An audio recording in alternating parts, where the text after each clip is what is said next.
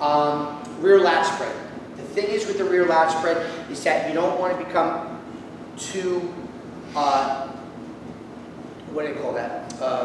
Too hunchback, like turtleback, okay? You'll see a lot of guys when they're doing their rear lat spread, they're rounding off so much that they're losing everything in their middle, they're losing their lower lat. The key to doing a rear lat spread, okay, again, according to your genetics, because everybody's different. Not everybody can do a rear lat spread where they're sitting back on it, okay, and they're just kind of like popping their chest up and able to get away with a nice lower lat showing. But for generally speaking, you want to hit your rear lat spread leaning back, okay, to incorporate more lower lat, and then just pop your chest up, okay? Again, you want to keep your shoulders level. You sit back, round off a little bit, and then pop your chest up, because that will accentuate the lower lat, and not only that, but it'll give you more depth up top. Okay, you won't look so flat and spread out and rounded if you when you keep your chest down. Okay, pop that chest up, and you'll see all this detail come out in your upper back, and you're still maintaining the lower lat sweep. Okay, so it's more than just kind of reeling back, okay, and holding. It's sit on it, pop the chest, and everything will come right at you from top to bottom, and that's what's going to keep it. A lot of times also, a lot of people sit and they don't bring their elbows and their shoulders forward. The elbows and the shoulders are what's bringing the shoulder blades out, okay? It's bringing you out to allow the spread, so let it come forward, let everything come forward until you're not overexpanded. Feel it, you know that you're fully spread, pop the chest, game over, okay? The one thing I do want to emphasize on when I'm working with somebody, whether it's a top pro or a first timer, the key to doing a lat spread, everybody, is to keep your body completely relaxed. Keep your upper body relaxed. Here's why. If you're all tight and you're all cramping up and you're worried about opening up that lat, and all you're doing is thinking about that, the muscles around the scapula will tighten. It will not allow for any mobility. The only way you're going to make a bone move, okay, if the scapula's move, is to keep it loose around the area so it allows expansion. If you're all tight and you're contracted, you're not moving shit. You're not spreading anything. You're going to move your shoulders forward, you're going to move your elbows forward, but there's not going to be any scapula, movement. Keep it relaxed so you're allowing those shoulder blades to move. Okay, keep it relaxed, keep it relaxed. See, all this is because I'm relaxed and I'm able to move it. So if there's anything that you don't remember this part. Keep your upper body relaxed so you allow the scapulas to move to the side. That's all. Okay, and you see it all the time. You see it all the time. People are contracting, they're trying to open up their lats and they're all tight and shit, and everything is here, but nothing is moving. Stay relaxed, open it up, and you're good to go. Okay, that's it. As far as legs from the back, it's the same exact thing. You don't want to go too wide with the legs. The wider the legs, the smaller they're going to look. If you notice a lot of your top pros, okay, or even the top amateurs or whatever, the people that look the best are the ones that are kind of keeping their legs a little bit closer together rather than spread out to try to create that X factor, okay? Yes, is an X factor good? Sure it is, of course, it has a great look to it, but not at the expense of the thickness of your legs. Keep them just enough apart where, obviously you're going to keep it back, and that's another thing. Don't bring your legs back too far because you're going to lose the balance of the leg. What I like to do is have a heel-toe alignment. Heel-toe alignment will keep the legs will be pretty similar to each other. You're not going to have one leg closer than the other like this, and then it's going to throw the whole pose off. You work within your genes again. But here's a great starting point. You got to bring the hands back, leg back a little bit for ham and calf exposure to the leg. But what I like to do is kind of have a heel-toe alignment. Okay? Hit the shot. If you're not seeing what you want to do, and you stay like relatively, a little wider than shoulder width apart, okay? Work your way back, because everybody's individual that way. But inch it back, just like you're doing here, and then you're doing here, and then you're doing. Same thing with the back shot. Bring it back, inch it back until you see where it's supposed to look like. Still looks full, wide, without any spaces or making it look small, and you're in. I know I'm going over things really, really quickly, and I'm kind of like, run through, but try to catch the general idea is what I'm trying to get at. Not trying to teach you how to do things specifically, just trying to give you ideas of how you can improve your practice and what you individually see, because like I said, you know, this is the techniques of practice is what I'm getting, is what I'm really trying to go with it. And what to look for that's correct, and what to look for that's not so correct. And then you make the adjustments. So that's what I'm really trying to get out. Practice and what to look for and what, you know, and what to fix. Do's and the don'ts, okay? Oh, also, let me just reiterate, I didn't go over the back double bicep. Very simple, guys. I showed you most of it. Obviously, we know not to lean back anymore. But what you want to do is, you don't want to pose with your hands in front of you. Okay, guys? When you pose with your hands in front of you, you lose all the, you take away from your taper, you take away from your shoulders, you take away from your biceps, and just as importantly, you take away from the back detail up top. So when you're here and you're upright, a lot of guys do this, believe it or not, okay? So if you, all I ask is that you just rotate back. Don't do any of this shit, okay? Because that'll throw you off and it'll bring your shoulders too high. All it is just a rotation, a rotation, a rotation. Now if you notice, when I rotate, okay, it brings my shoulders into play. It makes my biceps more visible because I'm tilting them back, so you get to see a little bit of peak. I mean, you're not seeing a peak like this, okay? You're not seeing a peak like that. But you are seeing a peak when you rotate. And it's bringing more shoulder and more upper back detail and keeping the width, okay? And if you notice, the shoulders were down, okay? So be mindful of that. Be mindful, okay? When you're doing it, just remember, pop, that's all it is. Okay? 1 inch makes a mile, mile, mile, okay? Ab shot, okay? Ab shot, okay? This is probably one of the most common poses that are done incorrectly. Or not, I don't want to say incorrectly, not to its full potential. Let's call it that. Okay? Because as long as you show abs, you're hitting it somewhat correctly. But I think it's probably the most potential unfulfilling pose that most people do. And here's why. Most people are not ever getting a full contraction of their abs. They got these nasty, gnarly abs, but they're not making them jump. Jump, okay? Here's why. Most people, when they're hitting an ab shot, they start out straight up in the air.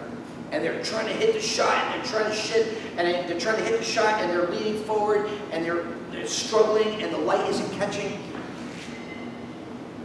When you guys hit an ab shot, never ever start straight up. Okay? Don't start straight up. Okay? Let me make a quick example of what to do, and I'll leave it alone. You have your whole ab structure. Go with my picture here. You have your hips, okay? Picture your hips as a table, Picture your abs as a sponge ball, okay? Now. There we go. That was good. So what you do is the whole purpose of hitting an ab shot is to make them jump, is to crush them, compact them so they go outward, okay? So when you have your hips underneath, a lot of people don't keep their hips underneath their abs. So when they're hitting an ab shot and you're hitting this and they're sitting down on it, they're taking their hips out of the picture. So now, what are you going to crush your abs against with your rib cage? Okay? So you have a table. You put a sponge ball on it. Okay? Table of the hips, sponge ball of the abs. You got the hand. Hand being the rib cage. You take that sponge ball and you push down on it, and what happens? The sponge ball expands outward, right? Outward, outward, outward, outward. So the hips are the same thing as the table.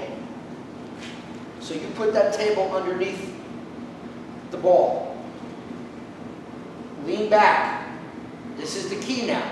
You lean back a little bit, about an inch or two. Don't over-exaggerate, there's no need to do it.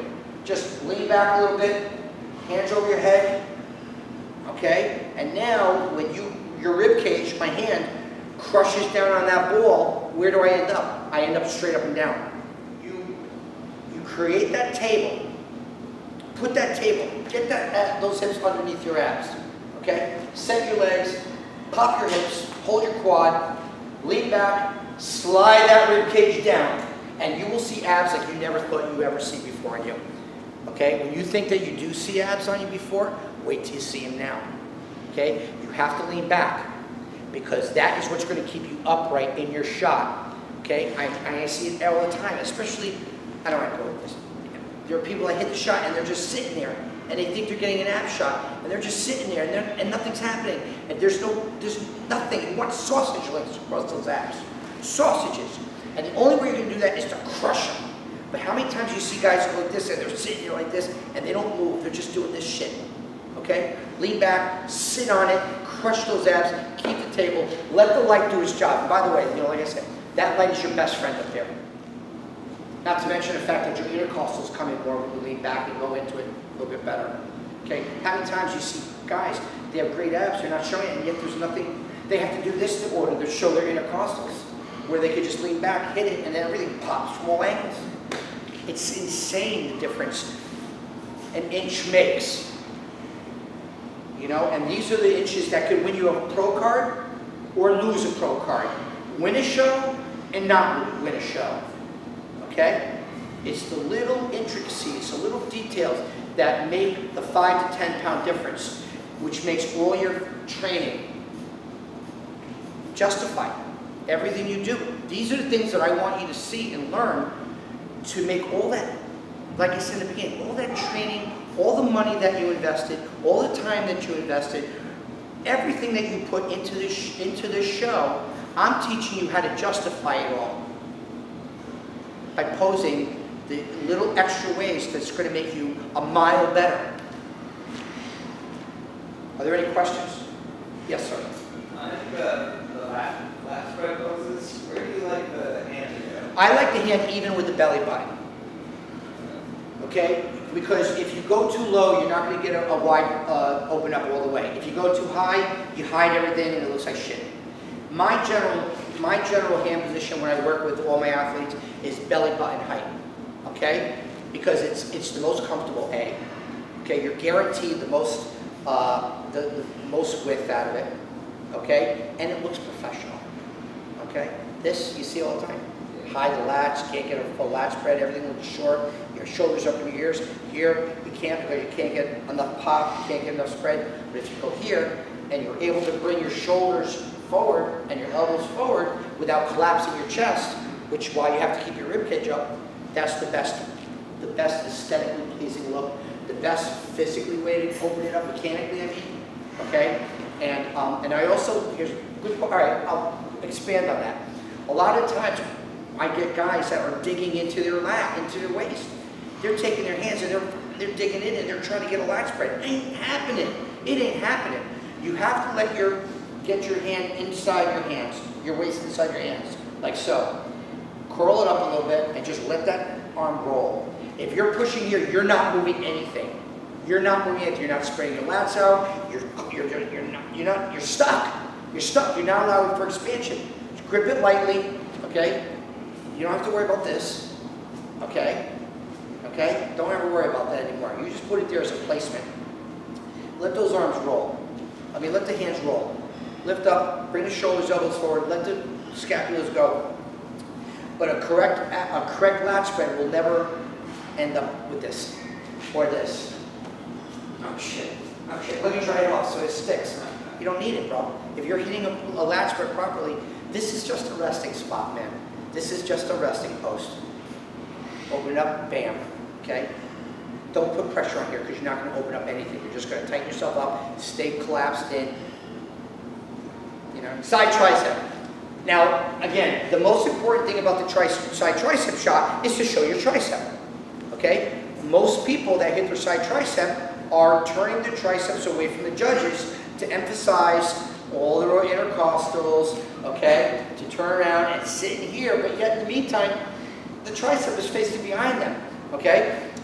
So how do you combat that? It's very simple, okay? Now again, I understand that most people genetically and physically and developmentally don't have the flexibility to reach around and do it as easy as this or easy as that. So you got to work with what you got. Now let me touch on it real quick. How do you go into a side tricep if you're this monster and you've got a mile wide back? How do you grab your tricep? Well, here's my easy fix. And I work with it with a lot of the top heavyweights, and it works. It's about comfort.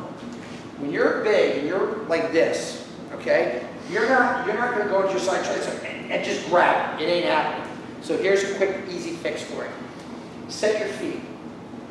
Turn your back to the judges, okay? You almost want to literally turn your back and then grab, okay? Now, not everybody can grab their fingers, okay? They either have really short little fingers or they're way too wide and they lose that space or whatever you want to call it, whatever you call it.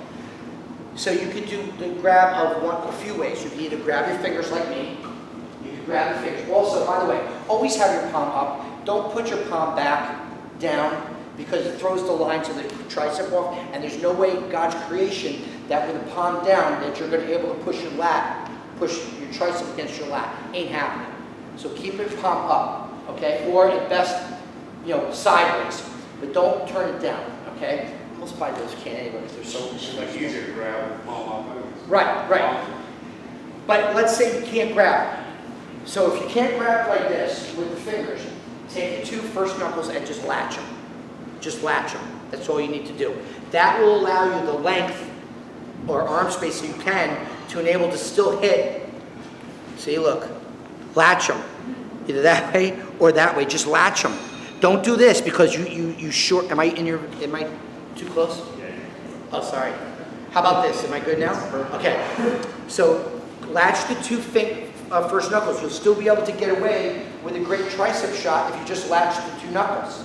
Okay? And just let them sit. Again, you don't have to pull on it to where you're going to go like this. Oh shit, I'm slipping. I can't do it. Okay? Just let them sit. Just latch it and lock out the arm.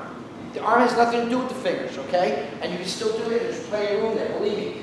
With the guys that I work with the size, I'm not going to name drop, but they're monsters, and they still were able to do it and have it look really good and symmetrical and balanced. So grab here, okay? Let the first knuckles drop. Do not hook it, because again, now you're taking away the purpose of latching it. You're shortening it up, and now you're struggling again. So here, boom, turn, grab. I'll do the latch. Latch it, and then turn it, okay?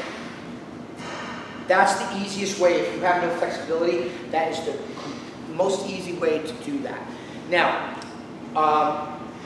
as far as the tricep shot itself, okay, always try to keep your arm in as much light as you possibly can.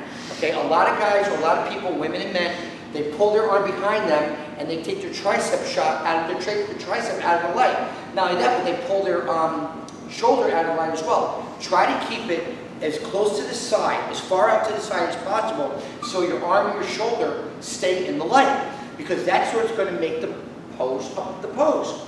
You got to keep it in the light. If you're pulling your tricep behind you, then everything, you lose your tricep shot, you lose your shoulder, and then you go against a guy who can keep it in the light. He's gonna beat you on this pose because he's able to put it where it's supposed to. Try to keep your arm as close to the outside, catching the light as you possibly can.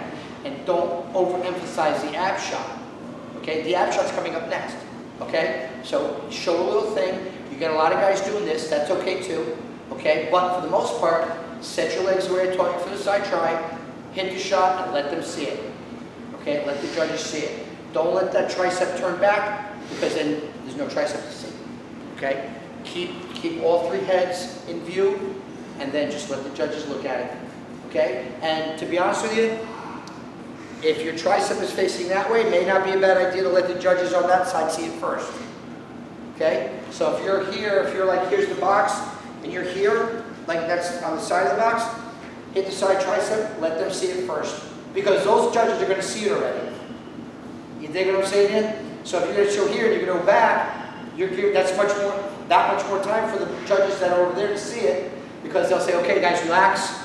Okay, abdominal thighs, and then you can get a chance to show them. So when you hit it, show, let them see it, scan it, end it back off to the center, and then you're in, okay? Most muscular. The most muscular is critical I'm very critical about staying within yourself. Don't do something that's not you and that's not beneficial to your physique. Namely, the crab most muscular, okay? I see guys doing the crab most muscular where they have absolutely no business doing it whatsoever, okay? They don't know how to hit their traps. If you can't hit your traps, you can't roll to where they're touching your ears, then you stay the hell away from it, okay? Because that's just one part of the pose that people just don't get for the most part. Not to mention the fact what they're going to do from the shoulders down. They collapse, they're over here, it's a train wreck. Try to, if you can't hit it the way it's supposed to be, like, you know, like Dorian Hughes or Marcus Rule or Dennis Rule, all those guys, stay away from it. Stay away from it because it just makes you look horrible, okay? I like the safe shots, okay? There are two most musculars that I think are completely safe.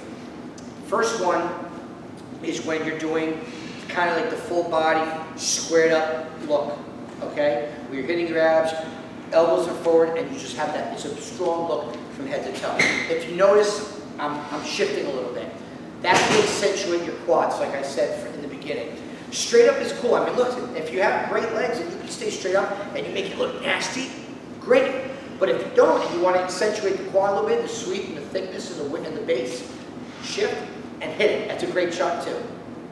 The other one that I like, again, depending on the person, that's kind of like fail-safe, is the hands on hip, one hand on hip, and the other one coming across, shot like this. Boom. That's a good shot too.